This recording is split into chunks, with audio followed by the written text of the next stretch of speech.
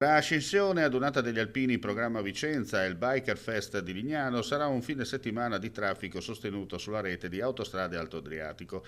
3 le giornate da bollino giallo, secondo le previsioni della concessionaria, a partire da giovedì 9 maggio, quando sulla 23 in direzione Palmanova per l'arrivo dei turisti austriaci e sulla 4 in direzione Venezia i flussi di transiti cominceranno ad aumentare, così anche in direzione Trieste, sempre sulla 4 nel pomeriggio. La stessa direttrice sarà interessata da traffico sostenuto anche nell'intera giornata di venerdì 10 maggio, mentre saranno possibili code e rallentamenti sul tratto Terraglio-Bivio A57 a 27 del pomeriggio. Altra giornata da segnare sul calendario per arrivi e partenze sarà quella di domenica 12, quando la coincidenza dell'ascensione e della manifestazione motociclistica a Lignano comporterà possibili code e rallentamenti in prossimità dello svincolo di Latisana, sia entrata sia in uscita dall'autostrada e sia per chi proviene da Venezia sia per chi proviene da Udine e Trieste lungo la 4. In particolare i flussi saranno sostenuti tutto il giorno lungo la direttrice est-ovest.